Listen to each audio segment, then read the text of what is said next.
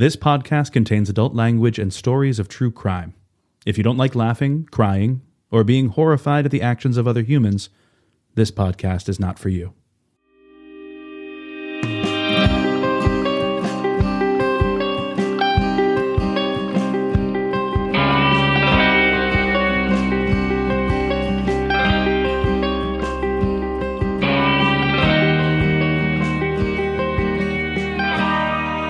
Welcome to Season 4, Episode 20, Resolvers. I'm Eliza. I'm Alison. I'm Karlin. And this is the show where we rewatch, recap, and give you the latest updates to cases featured on the show Unsolved Mysteries. We're getting deep into Season 4, y'all. Yeah, we are. Deep in there. We've got some business to take care of before we get started. First, as many of you know, for every review that we receive, we donate $1 to a different organization. And as we mentioned last episode, this month's is St. Jude's Children's Hospital, suggested by patron Beth H. So thank you, Beth. Of course, you can help us donate to St. Jude's by leaving us a review. We'd love to read your thoughts, especially if it's good. Yes. Just don't do it if it's bad. Just don't do it. Just move on. Find a different podcast. Allison, do you want to shout out our patrons? Sure. We'd like to thank Full Metal Jackalope, Jody H., Gidget H., Elizabeth L., Tara M., Karen K., Amanda B., and Justin W. Thank you so much, guys. We appreciate your support. Thank you. Also, Gidget is the cutest name. I know. When I saw that, I was like, I love that name. Annette Funicello was Gidget. Yep. So cute. So if you'd like to be able to suggest a nonprofit or be able to have ad-free episodes or extra content from us surrounding true crime and unsolved mysteries, you can go to patreon.com/Resolved Mysteries Podcast, and you'll also get a shout out on the show. Okay, one last bit of business that needs to be attended to. Our Malort is here. We should say this came from Peggy. Yes, Peggy. We would say thank you, but... What's this called? What do we call it? Pick our poison. Pick our poison. In this case, Peggy definitely picked our poison, because this smells like poison. Which you can do at resolvedmysteriespodcast.com? Question mark? Yep. Okay. And Peggy did that. She kicked in some money for us to purchase this drink, which Alison brought to my home in a Tupperware. It is yellow, so I am holding a pee sample right now. A pee sample of someone who is not drinking enough water. Yep, that's fully what it looks like. Because I knew you had ordered one bottle, and I was like, how is she going to parse this out to us? Yes, it's in little Tupperware. No, this bitch has Tupperware for days. So much Tupperware. So we are going to try this. It's apparently a Chicago staple. Everything we've heard about it is horrendous. So we have gotten multiple messages from folks about Malort, which goes to show we're in for something. And I just wanted to call out a couple really funny ones. Listener Nicole said, Malort tastes like Band-Aids smell. God. It's one of the worst things I've ever drank. Oh. Okay. And I've accidentally chugged from the cigarette butt cup more than once. Oh, my God. Ew. And listener Sarah said, a friend of mine moved from Chicago, from our small town, and whenever he comes home, he brings a bottle to do shots with. I would like to add a review of the taste. Tire fire. Imagine a tire fire in your mouth. Oh, my God. No. And then another adorable listener had sent us a video of her having a shot of it. Yeah. I had a listener send a video of her brother trying it for the first time, too. Oh, my God.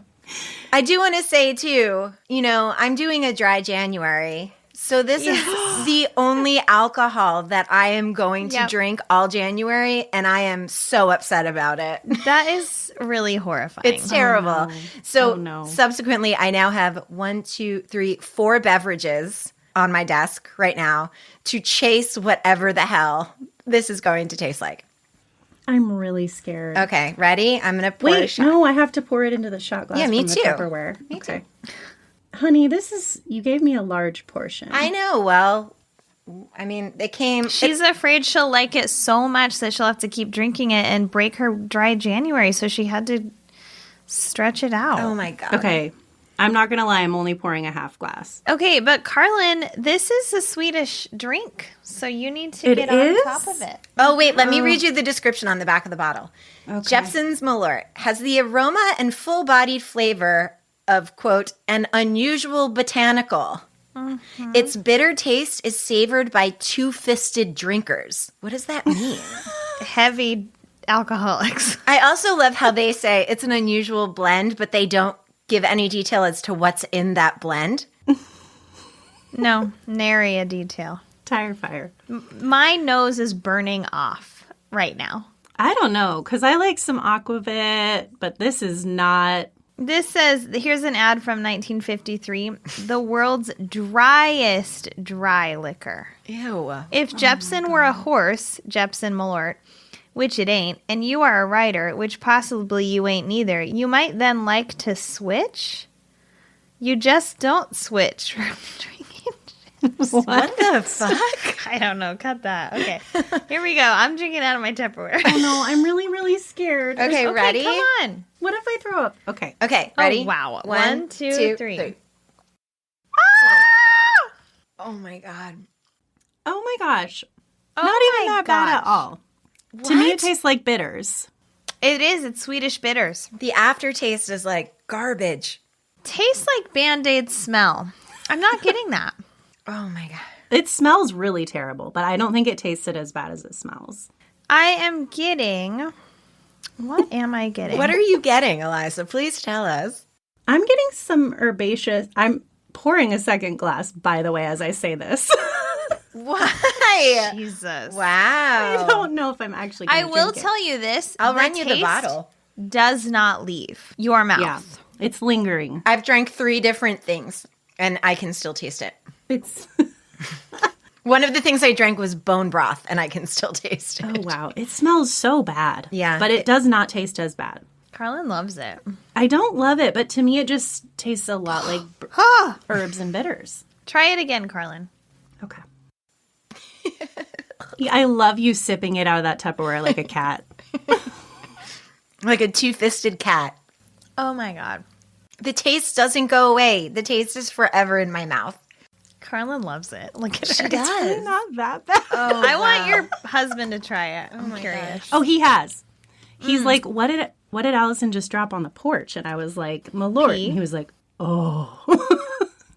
It isn't okay. It's not as bad as I was expecting, but it is not good. Yeah. It is not good. Yeah. I don't want it. I wouldn't choose no. it. I wouldn't drink it again. My whole mouth is Malort now. Yeah, it's gross. My entire esophagus. I feel like is it's Malort like now. stuck to the back of my tongue and will be forever. I don't get it. Why does it linger? It's still there. Okay, well, Peggy, I'm glad I had that experience. Yeah, Peggy, it wasn't that bad, but I don't want to do it again ever.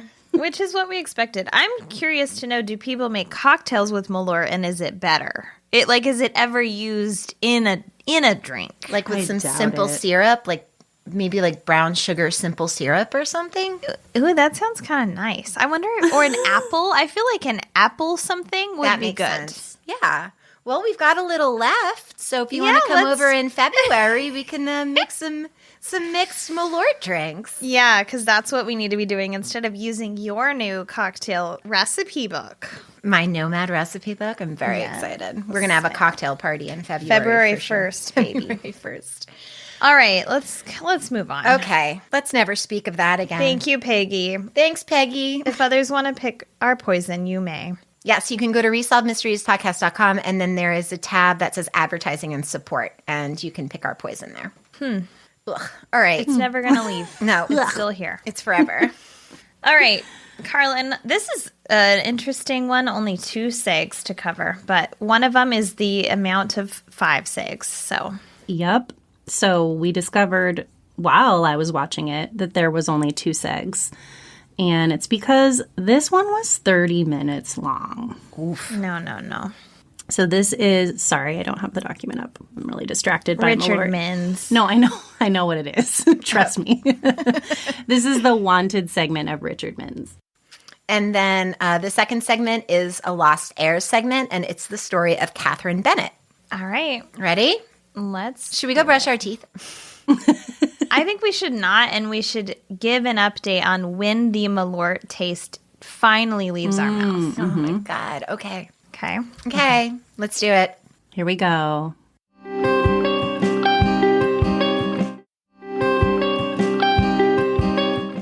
Okay. All right, I have Malort all over my fingers.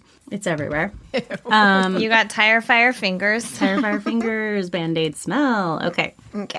So this is the wanted segment of Richard Mins. And please bear with the length of time we are going to spend on this. How many pages you got going there? I believe I have 11. Whoa. Oh, baby. If not more. Okay. So we do have an intro with a quintessential trench coat stack in the fog. Fog stack.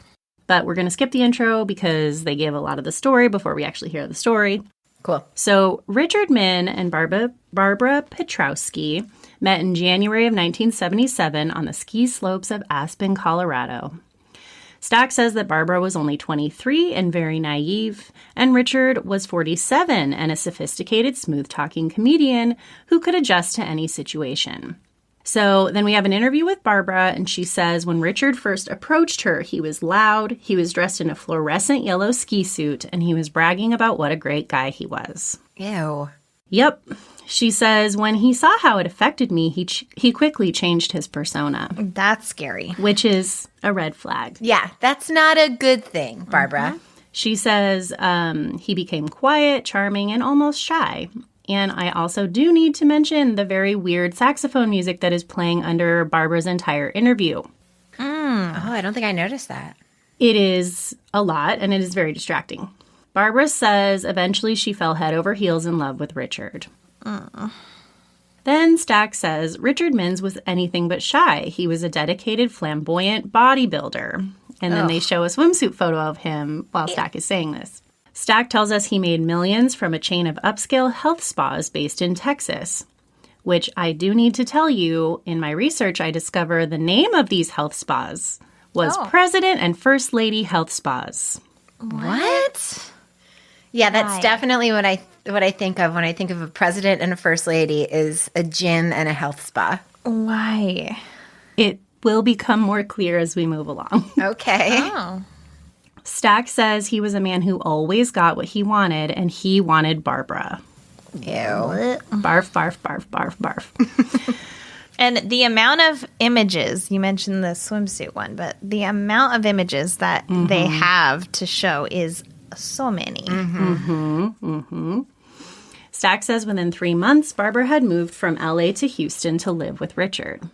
He had hired her to model for his health spas, quote, lavished her with attention and centered his life around her. So this is all over like a very weird reenactment where Richard is presenting Barbara with a birthday cake that has vacation pictures of them airbrushed on it. It's very weird. So Stack says that Richard even told Barbara that his contacts could get her a spot in medical school. So she had wanted to become a doctor. Barbara said it was incredibly romantic and it was too good to be true. Things like this don't happen in real life. They happen in a story. They happen in a movie, but they don't happen to you. Barbara says they had a good relationship. Quote, it was magical, so there was no indication whatsoever in the beginning that there was anything that was really amiss. So they do a reenactment, and one night there is a knock at their door, and Barbara goes to answer the door. The woman at the door, who is wearing a fur coat for this whole moment. Sure is. Says, my husband is in your house, and I want to see him right now. So it turns out Richard is fucking married. And this is a woman his own age named Mimi that's at the door. Barbara says Richard explained this all to her by saying that he didn't tell her because he loved her so much and he wanted her to move to Houston with him, and he knew that she'd be hesitant if she found out he was still married, and he just loved her so much that he'd even compromise his own integrity and lie to her to get her to come live with him because he just loved her so much. Gross. Oh my gosh. So he's like, I'm legally separated. I'm just not divorced yet. They end up breaking up for a little while, but eventually, quote, Barbara accepted Richard's explanation and his peace offering. So the peace offering was that he bought a townhouse for the two of them to live in together, and he put everything in Barbara's name so that it all belonged to her. So he's like showing his devotion and dedication with this. Gross. Meanwhile, he is still married. Barbara explains that Richard didn't want her to work for anyone but him. He wanted her to focus on their relationship and her education. He bought her the townhouse and all that to give her security that she didn't need to worry about holding down a job that wouldn't pay her nearly what he could make in a day. 3 months later, Barbara would learn more truth about Richard. In May of 1978, Richard's wife had filed for divorce when she found out about the townhouse. So Barbara says while he was going through the divorce, he became a completely different person and that it shocked and appalled her. She says he became paranoid and violent. So Richard becomes more and more of a dick, and the actor playing him does a really great job. He is disgusting and aggressive and scary. And he became worse and worse after the divorce settlement was finalized with his wife. She had started the health spa business with him. So I think that's why it was like President and First Lady. They just had this really like inflated sense of self, I think. Jeez. So after this settlement is finalized, she was awarded $6 million. Wow. So he gets real mad. Oof. So then there's a really scary reenactment.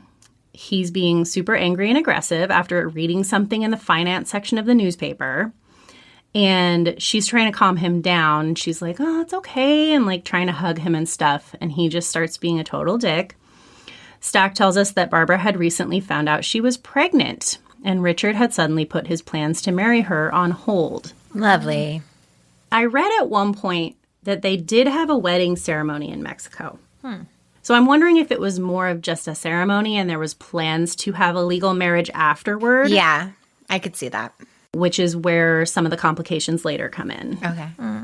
She's trying to calm him down. He's getting more and more angry. And he like grabs her and shakes her. And then she's like, be careful. I told you I'm pregnant. And this just sends him off. So he starts saying to just abort the baby. And she's like, no. And he's like, abort it. I don't want it. I don't want a child. Ugh. And he ultimately says she better abort it or get out of his house. So UM does not mention this, but at one point, apparently, he also fractured her nose during one of their arguments. Oh, my God. So there was, like, definitely abuse going on. Yes. Before, as they say in UM, she decides it's not safe for her or her child. And she decides to move out of the house and take everything with her. So Barbara says this was a really confusing time for her. She didn't actually want to leave him. She loved him. And she says it felt like tearing away a part of herself, like ripping off her own arm. Which just goes to show you the type of hold these manipulative dick bitches can have on people. Yeah. Author Suzanne Finstad is then interviewed, and Stack explains that she spent 3 years researching and writing the book Sleeping with the Devil about Barbara and Richard's story. And based on her hair, she has only been doing that for 3 years and nothing else. But also in a windstorm. She's been a little busy.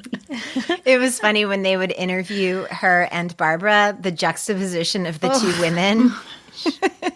I know. Go back and forth. Although I liked the author. I liked her vibe. It was chaotic and I appreciated it. Yeah. Totally, yeah. So Suzanne tells us how Barbara had actually moved out several times, and every time the relationship would just stay the same. There was no change. So this time she felt like she needed to do something really dramatic, which is why she decided to take all the furniture with her. So Richard comes home to the townhouse, and there is nothing inside, and he is enraged. He somehow gets his sister to talk to Barbara, and he asks the sister to have Barbara come meet with him. So Barbara says even though she knew it was a big mistake, she felt like she had to at least see what he had to say. It's like, no, girl. Nope. You really don't. You really don't. Because he's a maniac. So Barbara goes to Richard's hotel room, but he wasn't there, which, like, he fucking asked her to come meet him. He's not there when she gets there. So she waits in the hallway, and she's, like, hoping they can work something out. She waits until after midnight. when Richard comes back with a girl. Yeah. He asked her to come. I know. He staged all of this. Yeah. Ugh. So this girl and him are flirting and kissing, and she confronts him, and she's like, I thought you loved me. And she starts actually walking away, and he runs after her. And according to Barbara, he forcibly detains her and won't let her leave. And he tells her that he wants her to come in and they can work it out. And he does love her, and she needs to come in and talk to him. Meanwhile, the new girl that he's standing there with is just like standing in the hallway, and he like walks by her and kisses her, and he's like, wait for me. Yeah. And then he goes in the hotel room with Barbara. It's like, what are any of these women supposed to think? Doesn't he say, like, I'll be right back or something like that? Yes. Yeah. Ew. Yeah. Why do any of them think this is a good situation to be in? It's just, Maybe because he's rich? yeah. So they go back into the hotel room. In the hotel room, Richard is holding Barbara in his arms, and, you know, he's kind of like saying, we're going to work it out and stuff. Then suddenly the door busts open, the police come in, and Richard literally throws Barbara to the police and says, here she is. Oh, my gosh. He says he's got a warrant for her arrest. He says she stole everything from him, his jewelry, his gun, the furniture, everything. So Mins had used his connections to get a warrant for Barbara's arrest, and one of his associates had called the police for him. So they arrest Barbara. Ridiculous. She says, what he did to me that night was like taking a knife and just ripping my heart straight open. But believe it or not, even after what he did that night, I was still in love with him. Barbara! No. Girl. It is so sad. So Barbara spends the night in jail, and early in the morning, a detective comes to see her, and he says, if you settle up with Dick Mins, we can forget about this whole thing. So he says he has some documents for her to sign, and he hands her an agreement that is going to make her state that she never knew Richard, she never had a relationship with him, and that she is not carrying his child. And Barbara is, of course, like, no, those are all giant lies. I'm not signing this. So she refuses. Barbara ends up getting charged with felony grand theft and aggravated assault since she had hit Richard with her purse while they were in the hotel. Oh, my God. It's just so backwards from what needs to be happening right now. Less than 36 hours later, Barbara had a miscarriage due to the stress of this whole situation. It's terrible. That's exactly what he wanted. Yeah, totally. She ends up not telling Richard about the miscarriage, which was smart of her. So this already is like the most terrible story, and this is only the beginning. Yeah. Yes. Barbara's former attorney, Irv Weissman, is interviewed and says that Richard got the warrant and the attention of the authorities because of who he was. Ugh. He says he felt that the district attorney's office would never have made charges unless they felt they could make a prima facie case and get a conviction. Prima facie? Prima facie. I don't know what that is. So that's when it's like, from first glance, it looks like you have obvious reasons for the case, basically. Cool. He says when he read over everything, he felt it would be an easy case to defend. When Barbara was released from jail, she went into hiding. So just some stuff that was not mentioned in UM. During this time, Barbara continues her studies at the University of Houston and continues to teach aerobics classes. At some point, she becomes a registered nurse and starts work as a critical care nurse at Houston Hospital. Oh, my gosh. While all of this insanity is happening, she's still like succeeding. never not doing something. Oh, ever. my gosh. So Richard hires a PI named Dudley Bell, who was, quote, notorious for operating on the edge of the law. So Bell finds Barbara for Richard. And there was another incident during this time that UM did not mention, which I'm shocked by. During this time, while she's in hiding, Barbara starts to feel like she's being watched and followed. So one day in August 1980, her car stalls unexpectedly while she's driving around town. And she is just on high alert, so she calls the police about it. Yeah. They find that installed under the hood, there is a remotely controlled ignition cutoff switch. Oh, my God. So someone literally pressed a button and was able to have the car shut off? Well, there was something wrong with it where it wasn't functioning quite properly, so I don't think that's when it was intended to have happened. Oh. But it could have happened. But someone installed it. So, and then we're going to jump back into UM. On April 17th, 1980, two Houston police detectives served Barbara with a search warrant. Stack says Barbara was about to find out that Richard had planned the entire thing. So the detective tells Barbara they're just going to have a look around. Suddenly, as they're in there, Richard appears in the doorway. Like, she hasn't seen him. She's been in hiding. He just appears in her doorway. And other officers come in, and he starts pointing to things, saying, like, that's mine, that's mine, that's mine. Oh, my God. So Barbara's like, I don't want him in here. This is my house. These are my things. She's like, he gave me these things. Like, she had these papers saying everything was hers, you know? Yeah. So and then there are movers outside the door ready to just take everything. And this to me is an obvious sign that the police were working with him. Oh, absolutely. Like, this is not normal. Oh, no. This is not okay. This is not how this works. Well, even the one police officer saying, we'll make this all go away if you just sign these, like, documents that have all these lies. Like, that isn't how the police work. They're not supposed to do things like that. No. No. No. And then, so then the movers come in. Richard takes everything and puts it in storage, which is just fucking petty. Oh, he's not so using petty. the furniture. He's rich as fuck. He doesn't need the furniture. No. He just wants her to not have it. He wants to torment her Yeah. and ruin her life in any way he can. Yeah, absolutely. She hurt his ego. Full stop. So Richard continues to try to get Barbara to sign these papers saying that she won't sue him. So the lawyer explains he was trying to make sure she wouldn't pursue litigation with respect to marriage or paternity. So I think that, like, wedding in Mexico did have play in here because they weren't legally married, but she kept saying they were married and that he was her husband. Yeah. Barbara says, I had been told by people who knew him well that he was so embarrassed and angry that I had left him, that he had to teach me a lesson and that he had to teach everyone else a lesson. Monster. Barbara's current attorney, Dick DeGuerin, says Barbara had to be careful and watch what she did and where she went. Quote, unfortunately, no safeguard is enough. If someone is after you, they're going to find you and they're going to get you. October 20th, 1980, Barbara stopped in a donut shop. As she was leaving, heading to her car in the parking lot, Barbara says that a black man approached her.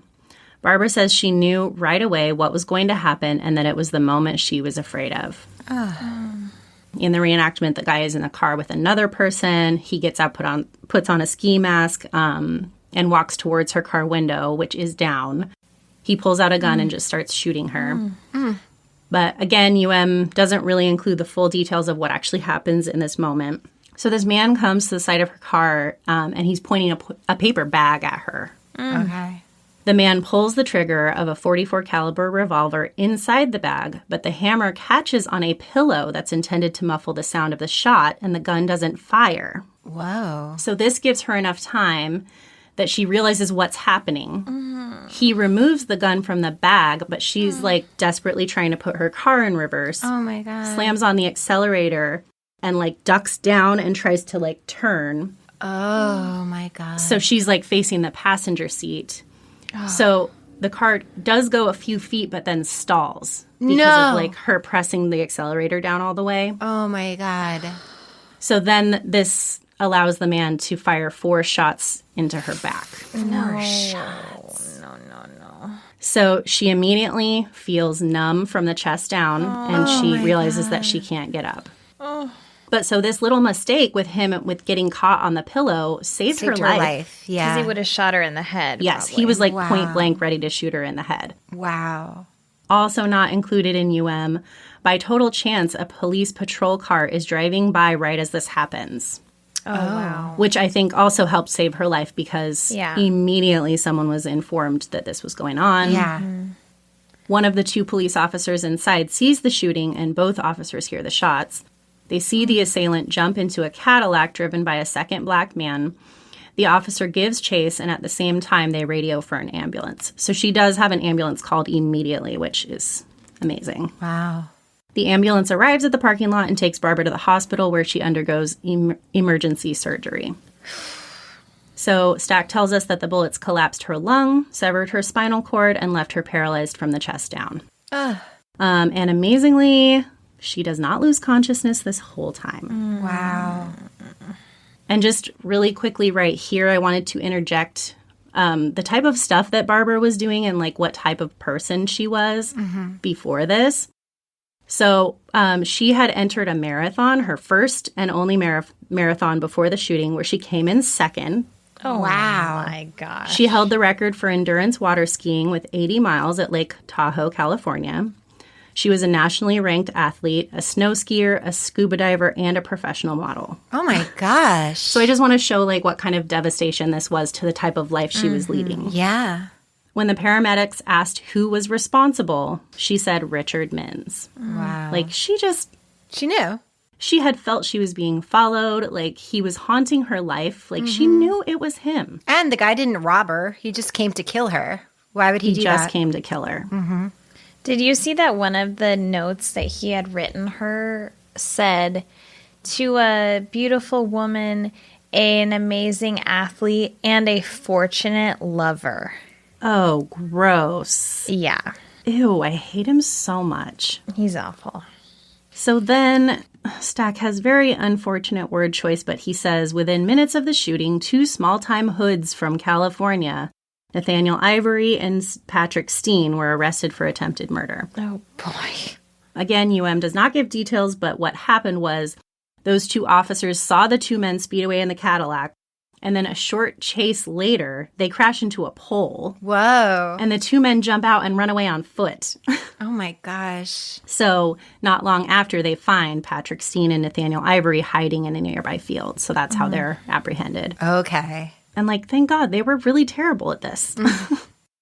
So Stack says when Steen and Ivory were interrogated, they kept quiet and would not admit that Richard Mins was involved. The next night, detectives met with one of Richard's former bodyguards.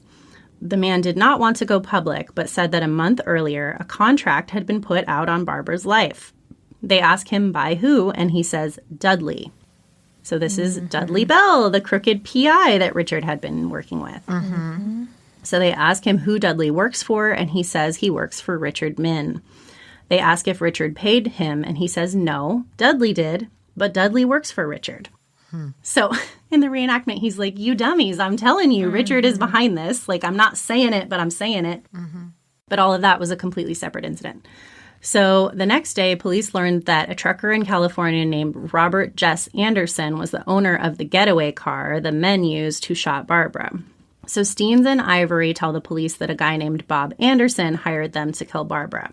So this is all a little bit confusing, but what we have is Richard Mins hires Dudley Bell hires Bob Anderson hires Steens and Ivory, who shoot Barbara. Oh, wow. So that's how people get away with this shit. The next day, Dudley Bell's ex-wife gave police a note that connected Richard Min, Dudley Bell, and Robert Jess Anderson.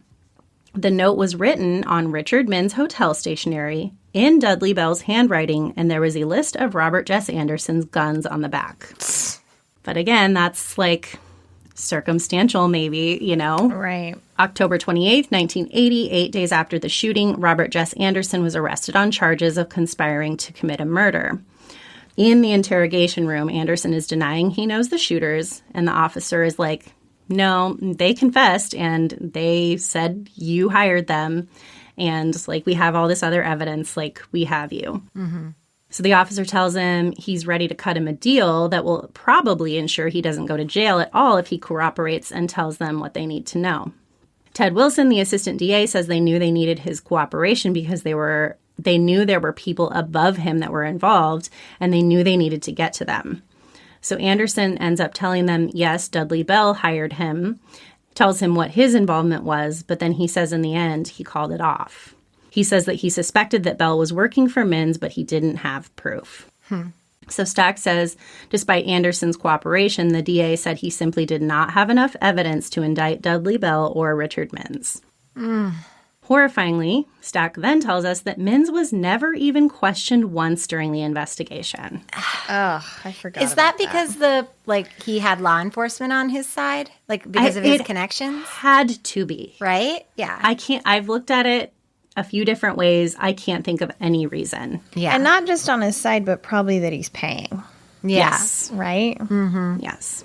He also continued to press the theft case against Barbara after this. Oh, my God. After trying to kill her. Monster. He's such a fucking garbage person. Truly the devil. So Dudley Bell did not finger Minns and tell the police he had hired the hit, because to do so would have been to confess that he himself was a link in the chain. And, of course, Bell is saying he's innocent in this, and Minns was probably just offering him money to be quiet about it. Mm-hmm. So less than a month after the shooting, Barbara appeared in court because of the theft charges, which Minns said Barbara's new attorney had staged as a publicity stunt. Oh, right, yeah. I'm going to get shot in the back 4 times as a publicity stunt. Oh, my God. It's so cruel.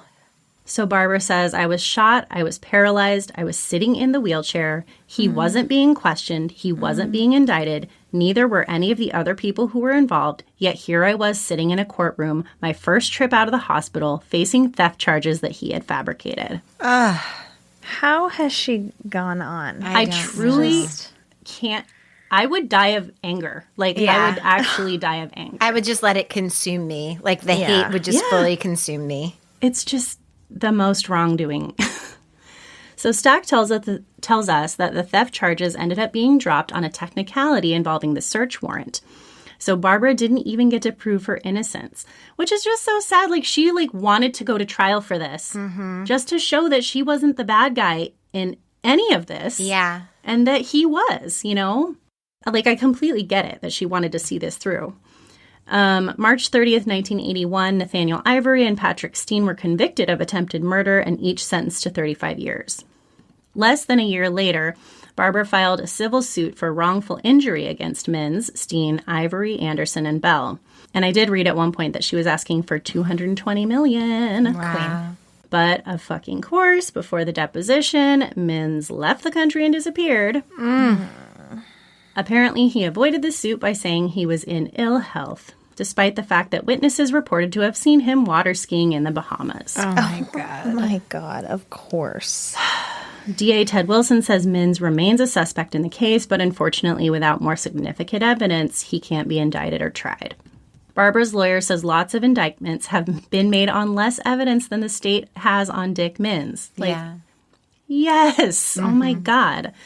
He says he does not know why Minns hasn't been charged, that he should have been charged, and that no fair jury would find anyone other than Minns responsible. Just the fact that he wasn't even questioned is just it's bonkers. Yeah. horrible. In 1984, as part of a separate investigation, the FBI recorded Robert Jess Anderson bragging about the hit on Barbara. He was then convicted of soliciting a murder and sentenced to 38 years. Bell was also arrested for soliciting a murder, and in 1987 was convicted when one of his former employees testified in court that he tried to hire him to kill Barbara. Oh, my God. Bell was also sentenced to 38 years, but he was released on parole in 1991 after serving only 4.5. On 17 consecutive occasions, Min failed to appear in court for Barbara's civil suit. He was ultimately found in default, and the jury ordered him to pay $58 million plus costs. Author Suzanne Finsad says it's unusual that a civil suit could be brought on someone but not a criminal suit, but that's what happened in this case. And I would say it's not just unusual, it is completely enraging. It is very wrong. Yeah. Sergeant Ken Williamson says not all of the responsible parties in the shooting of Barbara Petrowski had been indicted and have not been convicted and sent to the penitentiary. He says at least 4 of them have, and that's the opinion of the authorities and the DA's office, that there is still one person who is higher up than everyone else who has not been indicted or convicted. So this case is not closed. So at this point, it's like the authorities are like, yeah, he's responsible for this, but now he's out of the country. Stack then gives the update on Barbara. She has now changed her name to Jannie Smith and moved to Ohio. He says she has refused to accept the limitations of her paralysis. They show Barbara, they have some footage of her, and she's like in a sport wheelchair getting exercise. She says, you cannot go through something as devastating as what happened to me and dwell on it. You cannot. If you do, if you dwell on it, it will destroy you. You have to go on, and you have to find a way to find meaning in life, to do something meaningful with your life. And I swore when I was shot that if I lived through it, that I would find a way to make my life rewarding, fulfilling, and productive. And I've tried to do that since the time of my injury. Gosh. And then they show a photo of her playing wheelchair tennis, which is very nice. So Stack says in 1993, Barbara, now Janny Smith, began rehabilitation with Dr. Gerald Petrovsky, which the subtitles say Petrowski, which is her name, which was very confusing. Yeah. Oh, okay. Well, and with what happens, it's weird because I was like, is that how she got her name? I know. And I swear they said it too, but it must have been just the subtitles, and that's how I was hearing it because I was reading it. But it was really confusing. So she begins rehabilitation with Dr. Gerald Petrovsky, who was experimenting with a device which allows a paralyzed person to walk independently. As collaborators, they perfected the system. So it's like this system they developed that has electrical impulses that mimic like muscle signals. Wow. So they say today Janny Smith is president and co-founder of the Petrovsky Centers in Irvine, California and Scranton, Pennsylvania. So this whole like center was based on rehabbing people that were in similar situations to her. She is also a nurse and works with patients at the centers, especially children. So November 30th, 1991, Janny Smith and Dr. Gerald Petrovsky were married. Aww. And they show this over footage from their wedding where she is walking down the aisle using the device that they worked on together. It's so nice. Stack finally wraps the 30-minute segment by saying that Richard Mintz has been seen in Texas, the Caribbean, Israel, and London, but is based in Switzerland. He also now goes by the name Richard O'Toole and says he's an international tax attorney. So I thought it was funny on fandom.com. It was like, you know, they list out aliases a lot of the time. And the aliases were Dick and Richard O'Toole. And I was like, it's perfect because he's a dick and a fucking tool. He says Mintz has also reportedly transferred all of his assets offshore to dummy corporations. Of course. Janny Smith has never collected a penny. Oh, my gosh. So then we have an update screen, and it says Richard Mintz was arrested and served a 4-month prison term for passport fraud. No. What the hell? Barbara's civil suit against Mintz was eventually dismissed. And that's all we get in the update. So, Richard and how he got caught. So this blurb is straight from Fandom because it just summarizes it well. It says, a 2-year covert operation resulted in the arrest of Richard Mintz in 1994 when he was 64. So as a side note, it sounds like he did live in both Ireland and England for a while. Okay. July 19th, 1994, he boarded a plane in Mexico with a stopover in the United States. When the plane touched down at Dallas-Fort Worth International Airport, the State Department's security service took him into custody on suspicion of obtaining several passports with fraudulent information and names. At the time, he was using the alias Harlan Allen Richardson. When arrested, he was carrying 7 passports from 4 different countries and under 5 different names. Oh, my God. But that's what they arrested him on? Like, did they know about the other things at this time? I mean, I think they always do, and they have to get you on anything they can get you on. Yeah. That was all they had to get him on. In November 1994, Richard pleaded guilty to 8 counts of passport fraud. He was sentenced to 4 months in prison and fined $100,000. So I read that, like, he definitely made some sort of deal for this. Like, even that, like, wasn't the amount of time he should have served for that stuff. I wonder what kind of deal he made. Yeah, I don't know. Well, and that $100,000 should have gone to her. Yes. Like, the department or whoever, the justice system should have been like, we're never going to be able to get him to pay for his civil suit.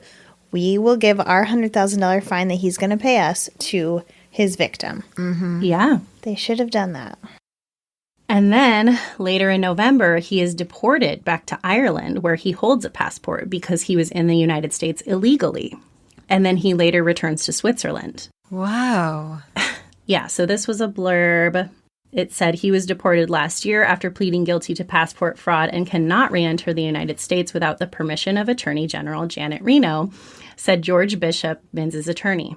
The bottom line is he didn't get a fair trial, Bishop said. Dick DeGuerin, an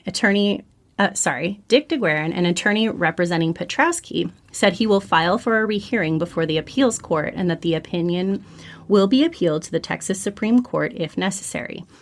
Writing for the appeals court, Justice Bill Vance cited 9 points of error by now retired family court judge Bill Elliott. The errors included the lack of a pleading or proof that Mins intentionally caused Petrowski's injuries.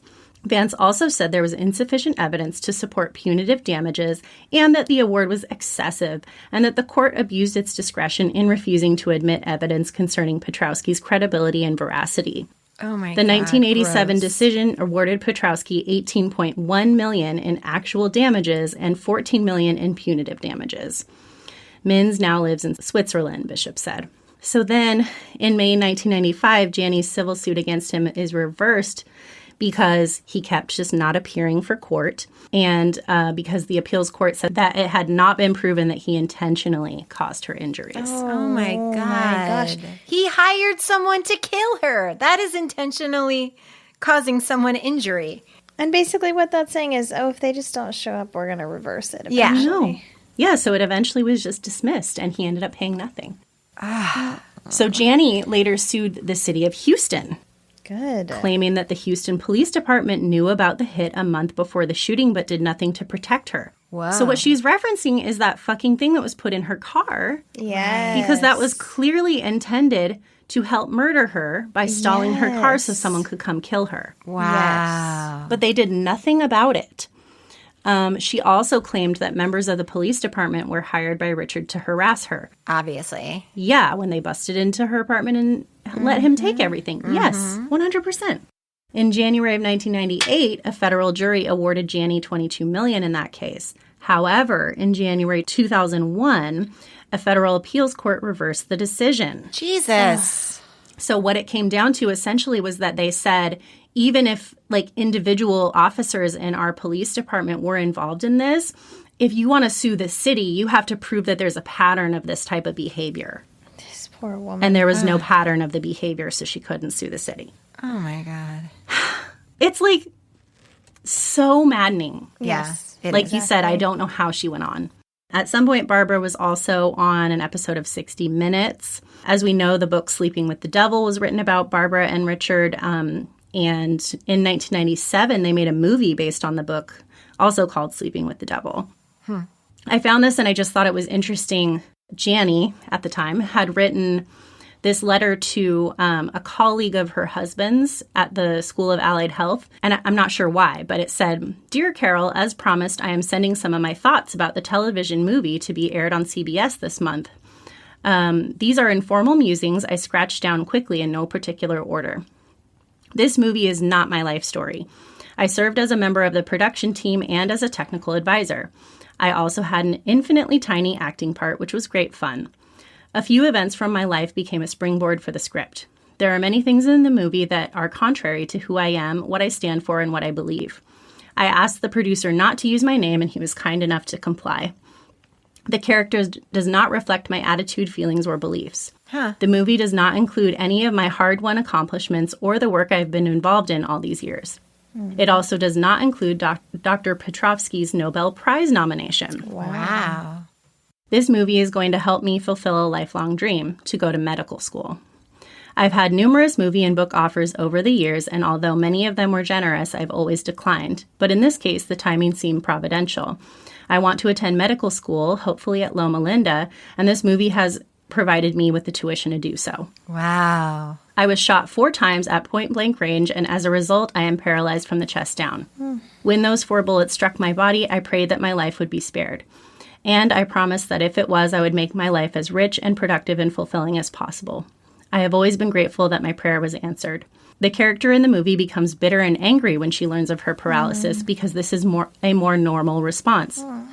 Still, I think it's a shame that it was done that way because it doesn't acknowledge the power of prayer and the gratitude we owe for our good fortune.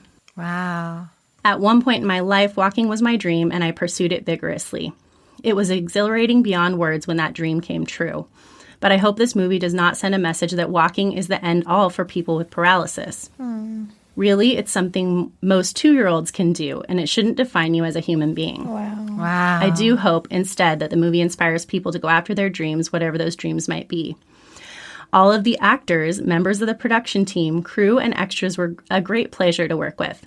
Shannon Doherty was an angel who put in endless hours training for this role. So Shannon played her in the movie. Oh my God. I think she gave what reads in the script as a weak, self-possessed, whiny character an extraordinary strength.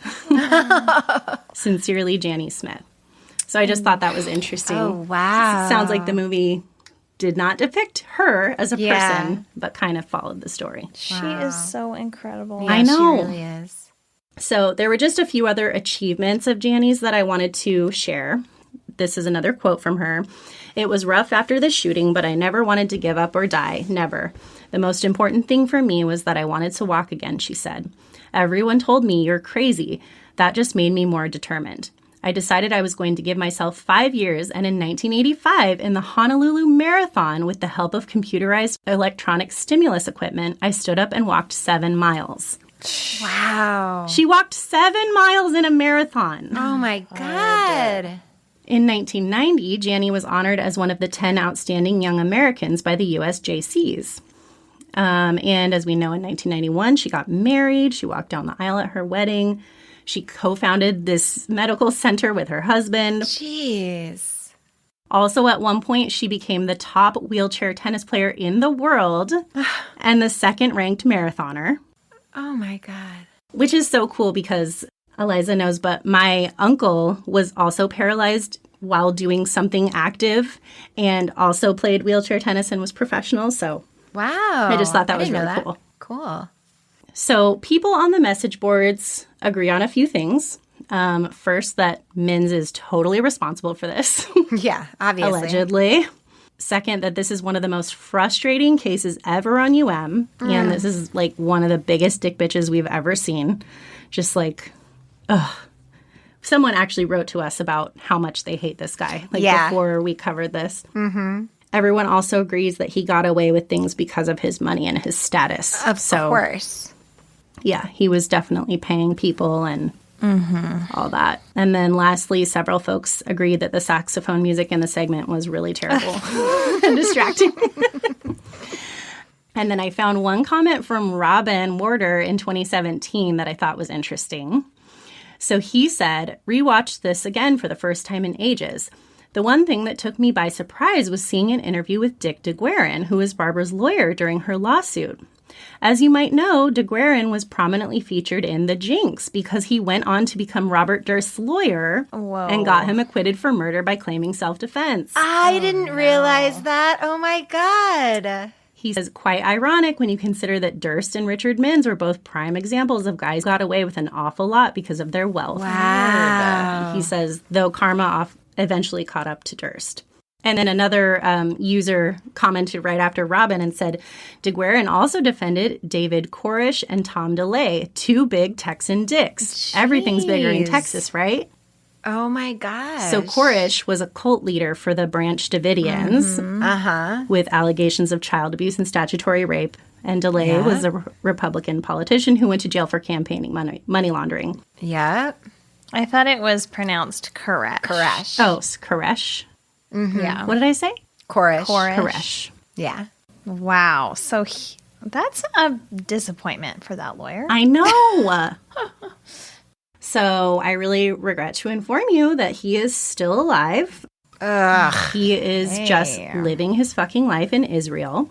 Okay. He is in his 80s now, and he, very upsettingly, when you just look up him, what comes up is his sculptures, because he's a kind of famous sculptor in Israel. What? Which is totally barf Fuck worthy. him. I hate him so much. So he sculpted these statues, which are used as the awards for the Ayn Rand Atlas Awards. Oh, God. So that tracks. So the Ayn Rand Institute promotes him, which is disgusting.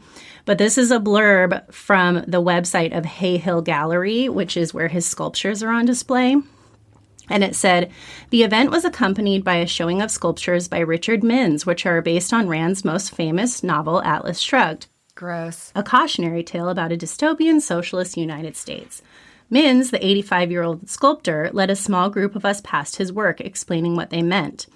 Quote, Atlas is really angry with all the freeloaders, and he's smashing his way out of the world, he said. And in one, he added, gesturing to a figure holding a lassoed bronze globe, He is free of freeloaders and has created his perfect world. Gross.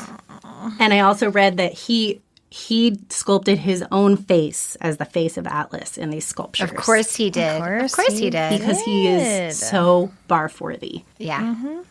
Basically, everyone else involved in this case has since died.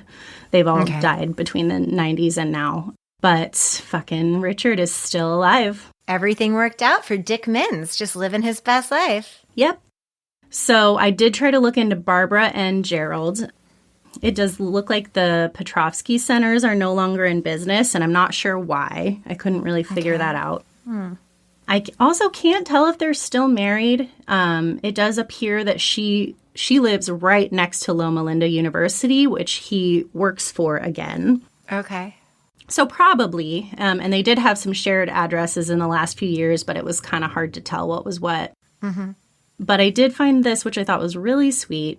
Jani, who she now goes also by the name Janica Petrovska. Okay. So, I think that's like a fully Polish name. So she just kind of adapted back to like a Polish name. And so I found that she had founded something called the Humpty Dumpty House Foundation in 2011. So I pulled the blurb from their website of like the about part of their website. And it says, how do you rebuild a shattered life? People do die of hunger in America, and many go without critically needed medical care. Diabetes has reached epidemic numbers in our children, largely due to the habits we as a society have adopted. Can you imagine starting out life with such a burden? Maybe it's time for a change. Humpty Dumpty House was founded by Janica Petrovska, a gardener, biologist, wheelchair athlete, third-year medical student, designer, and one of the JC's 10 outstanding young persons of the world for medical innovation based on her work in paralysis research and clinical rehabilitation. Wow. Paralyzed from the chest down and bedridden from the effects of third-degree burns, inhalation injuries, pressure sores, poverty, and isolation, Janica experienced firsthand the devastation that results from lack of food, funds, and medical care. She vowed that if she made it through her ordeal, she would do anything she could to make sure others in her community would never have to experience it. During her time of grief from the loss of her dream to become a doctor, she threw herself into the hard physical labor of designing and building a series of gardens, mostly with discards from the neighborhood. Alma Fajardo, a disadvantaged teenager with a transplanted heart and diabetes from the age of 8, helped her. Together, they created the Humpty Dumpty House Gardens. Their message was that with love and care, even things regarded by society as broken and useless could be given a second life. A chance to be seen as beautiful and to serve a worthy purpose. The gardens received local acclaim and have been used to stage fundraising garden tours for worthy organizations. Volunteers, many with disabilities, grow wholesome organic foods in wheelchair-accessible raised vegetable beds throughout the property, and this food is made available to others with disabilities, struggling families, and the local elderly poor who come harvest for themselves. The gardens have evolved into a local attraction graced by art and sculpture created by some of the area's most notable artists, intermingled with lush food plantings and treasures rescued from trash cans and dumpsters. And then there was just a quote from her. I started Humpty Dumpty House in deep despair, with neighborhood trash and a younger helper with a serious medical condition, and have seen it grow into a series of picturesque garden rooms that provide food for locals in need and funds for good causes, as well as inspiration and delight to weary medical students, worried family members visiting sick loved ones in the hospital, and mothers who bring their little ones in wheelchairs. If you feel your life is beyond repair and can't be turned around, come talk to us at Humpty Dumpty House. We don't want to let you slip through the cracks. Oh my gosh. I have goosebumps. I know. I'm a garbage human. Me too. God, I'm awful. Oh my God. The world is like not worthy of someone like her. Seriously. We like truly do not deserve a person like that. I can't even believe everything and she's what if done. she had... Oh, gosh. My gosh. What a hero. Seriously. She's amazing. She is amazing. Wow. So yeah, not exactly a happy ending. Fuck him. I just want to like fly to Israel and punch him in the dick. Oh yeah. I hate him. The fact that he's awful. Just... His life is amazing. Like he truly just got to do whatever he wanted to do. He had no repercussions, a couple months in jail. 4 months. And now he's living in a country and people are acting like he's a hero because he's a sculptor. Yeah, like he's got write-ups and stuff. And people have called it out online and been like, are you fucking serious with this write-up on this guy?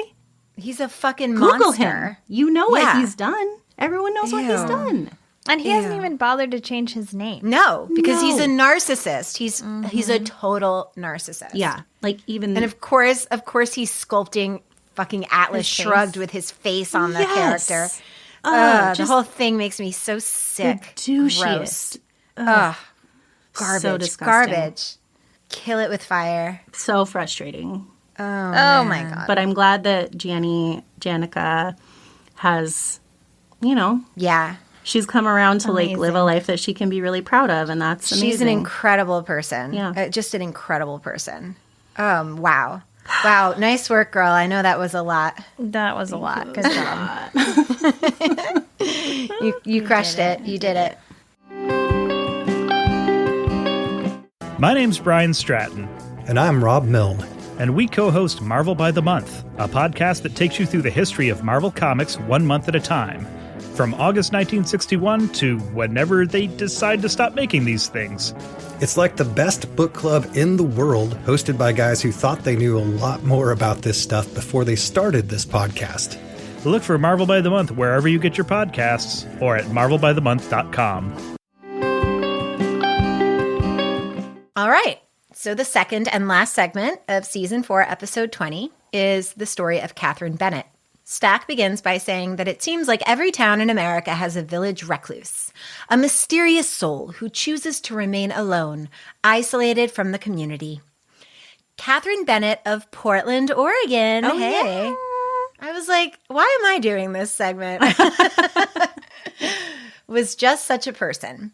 Katherine was a, quote, destitute pack rat, which I don't love that, No. who dressed in men's clothing, rarely left her home, and refused to discuss her past with anyone.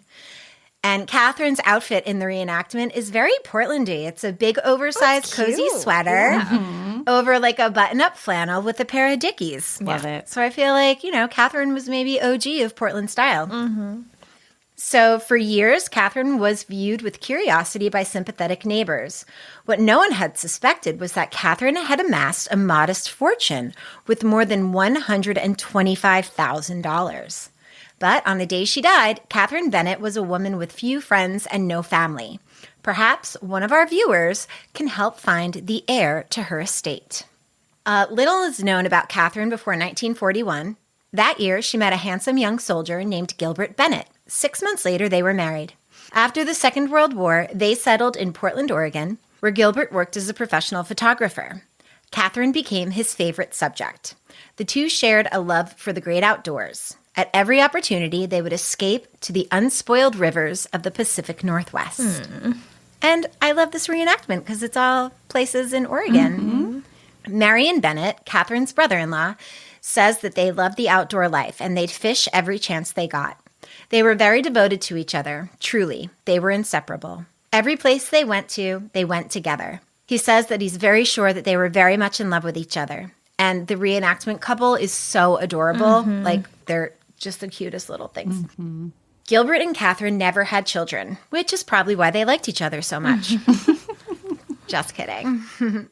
Stack says that instead they built a loving private universe for the two. Katherine lavished attention on her husband, her garden, and her pets. Dream. Oh. So nice.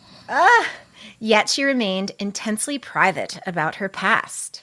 Marion says that she never spoke of her past. He says that he asked all of his brothers and sisters, and they had said the same thing. No one in the family knew anything of Katie's past.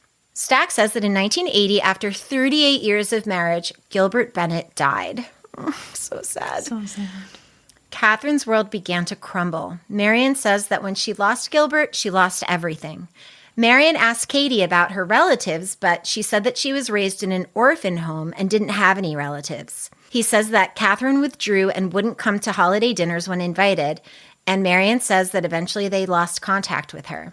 Stack says that Katherine rarely left the home where she and Gilbert had spent so many years together. He says that in the end, only the charity of neighbors kept her from total seclusion. In June of 1990, after 10 years alone, Katherine Bennett passed away. She was 80 years old. When no blood relatives could be located, representatives from the Oregon Division of State Lands were dispatched to Katherine's house to sort out her estate. Almost no one had entered the house in the 10 years since her husband had died. Larry Larimer, estate administrator, says that her home was unkempt. It was cluttered, it was dirty. It was flea-infested, and it had an odor. It was as if a hermit had lived there. He says that Mr. Bennett's clothing was still draped over the back of the chairs in the bedroom. Marcella Easley, the trust property manager, says that you could hardly even walk through it. It was such a mess. Papers and bottles and garbage and uneaten food. Marcella says that she had several animals, including cats. There was cat food everywhere and cat food tins. She said the fleas were unreal. You could just feel them all over you as you walked in. It was really bad. Larimer says that his first job is to locate a will or locate heirs. He says that when they enter a home, they quickly sift through the personal papers looking for letters, insurance policies, anything that might lead to an heir.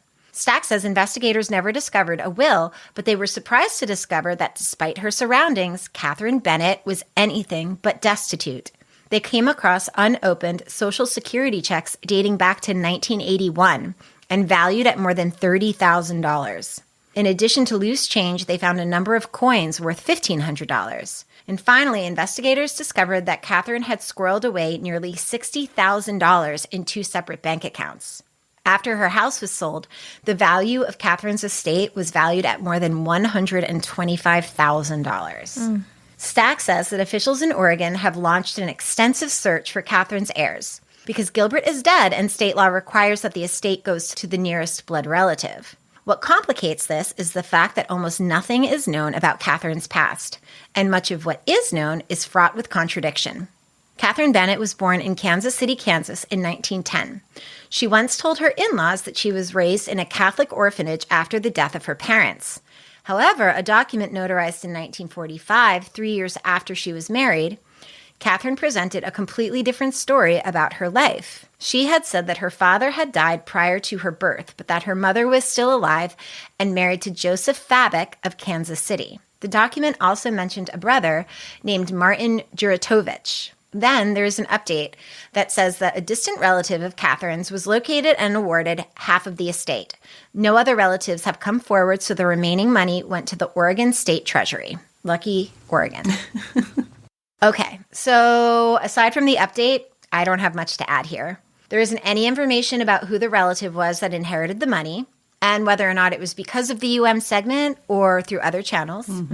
I also weirdly tried to find Larry Larimer and Marcella Easley because I was going to email them to see if they had any additional information, but I wasn't able to find either of them. Which is pretty weird. Yeah. So all I have is from the Wiki and then a little from Sitcoms Online. So Katherine was born Katherine Juratovich in Austria on May 2nd, 1910, to Barbara Juratovich, and her father died likely before she was born. Around 1912, Barbara immigrated to the United States and met Joseph Joe Fabek in Kansas City, Kansas. His previous wife, Katherine, had died in 1916 and left him to raise their 4 children. He and Barbara married on July 4th, 1917 in Kansas City. Katherine and her brother Martin immigrated to the United States in 1924. The Sitcoms Online user Everybody Loves RS went through the census and found a little bit more information. Katherine and her brother immigrated to the United States from Croatia, and Katherine's stepfather, Joe Fabek, was Croatian as well. By 1935, Katherine was in Kansas City, Missouri, where she might have met Gilbert, who was also living there at the time. Joe died in 1951, Barbara died a year later in 1952, and Martin died in 1968. All 3 are buried at the Mount Calvary Catholic Cemetery in Kansas City, Kansas. And then Katherine and Gilbert are buried at the Willamette National Cemetery in southeast Portland. Yeah. And that's all I have. If the state couldn't find her, we're not going to be able to find much out about her. Yeah, I'm just so curious how the person was, the blood relative was found. That was really the only thing I wanted to find out. I think that would have said it was through the show, if that, so it must have been through other channels that this person was located. I think so too. And they would post stuff in the papers, and back then people read the papers. So yeah, truly. What a dream scenario to get $60,000 or something from an aunt that you didn't even know existed, that you've never met. It. I know. I know. It's such a bummer. Maybe she's my aunt. Maybe I should look into it.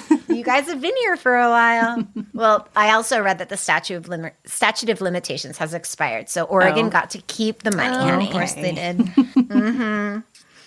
And that's it. All right. A 7-minute segment to wrap We up. love it. To wrap up Karlin's hour-long baby.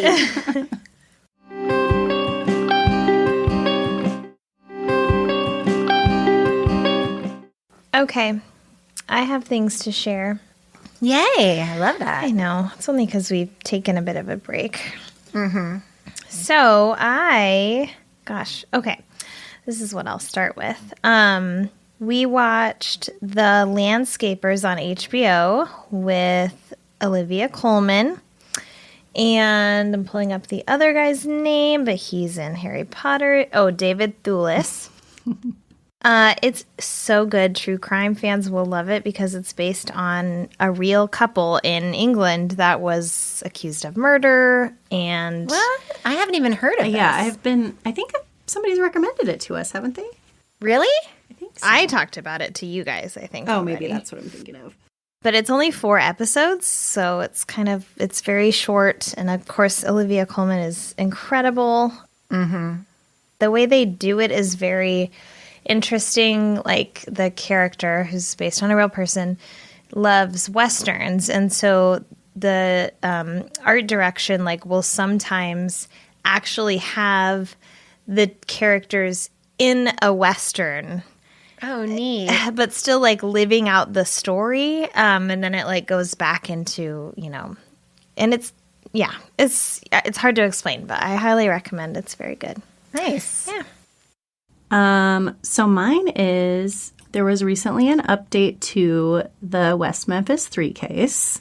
All right. Yes. Karlin went on a little journey. Where some new information came out. So I had never seen Paradise Lost, so I watched all of it. It's amazing, right? And it's so amazing. Yeah. And I just fell into a huge rabbit hole about that case and listened to a bunch of other people's episodes about that, and just dwelled in that for a while I was really sick. So So yeah, that's just really crazy that there's an update now, and I just cannot wait to hear what's going to happen. And I just think it's so amazing that documentary really was responsible for bringing so much light to this case and kind of getting it to where it is currently.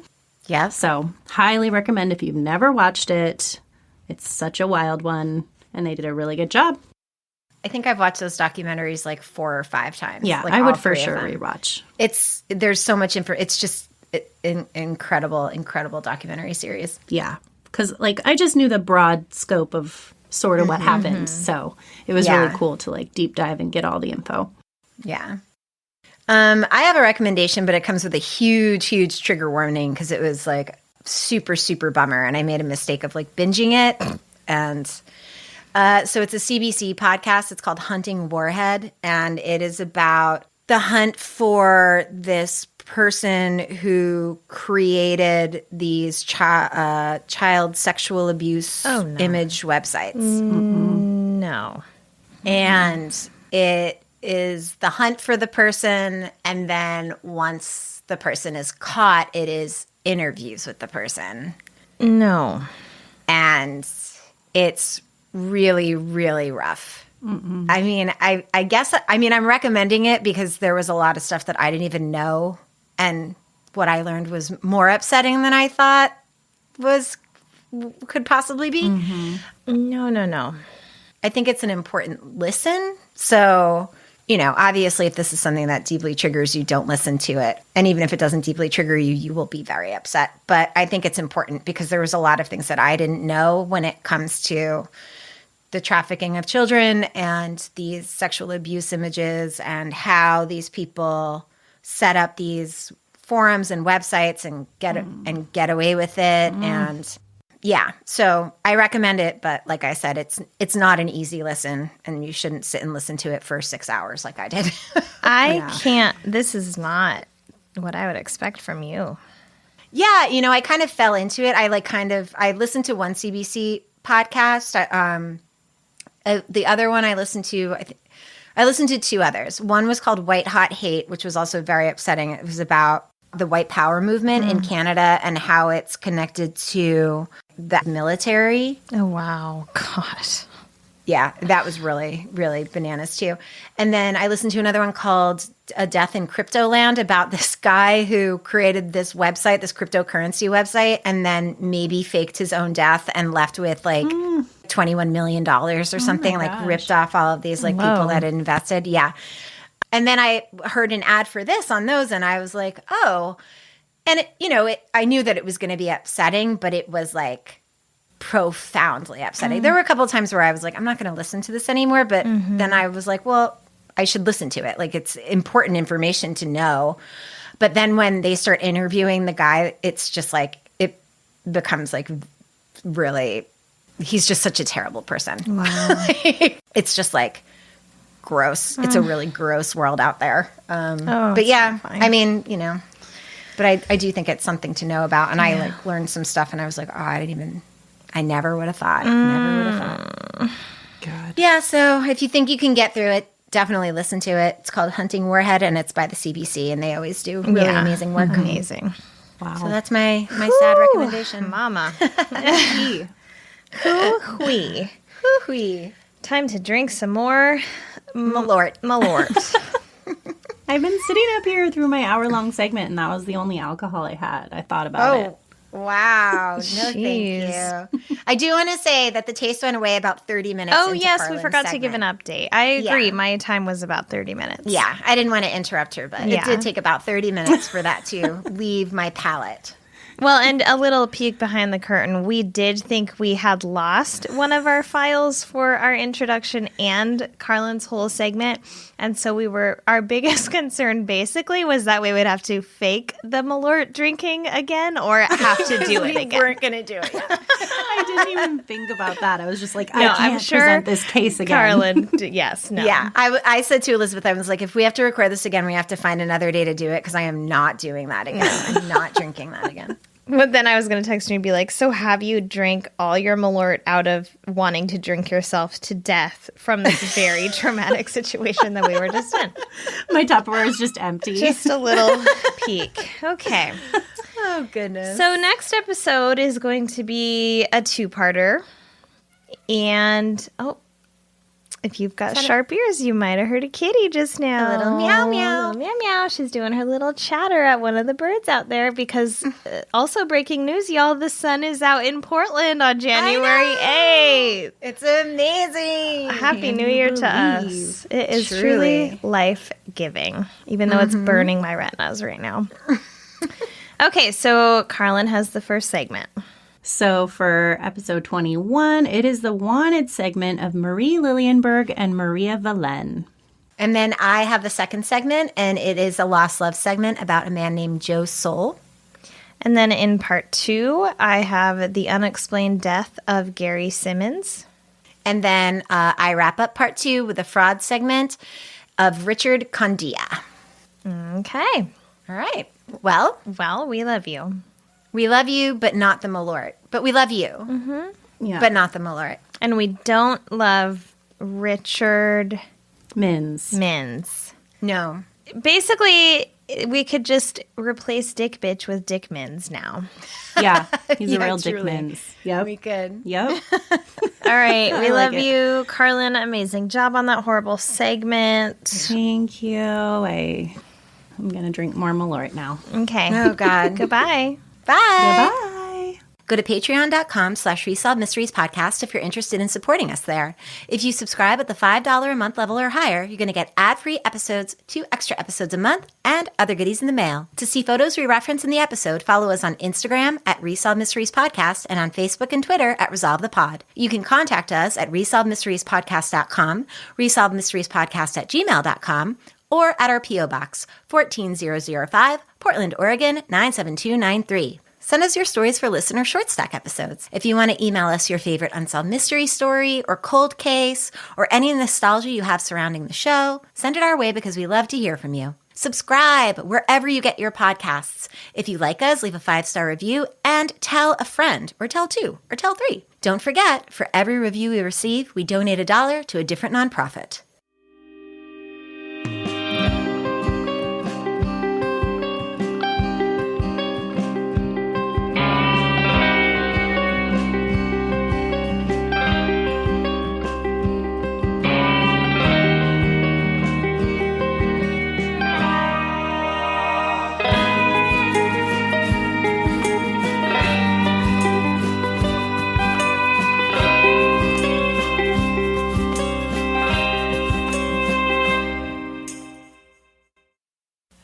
understand. I've never had a drink that lasts that long in your mouth. It's super strange. gross. My key lime LaCroix is getting rid of it pretty well. Really? Yeah. All right. I want Cuff to try and see if she likes it. I would be surprised if Cliff hasn't had it. Malort, probably not. But I know that from being like German and stuff, there's a lot of wacky like herbal German cordials. Yeah. So. Well, I was going to say like even Underberg makes me think of this a little bit. Yeah, I could see that.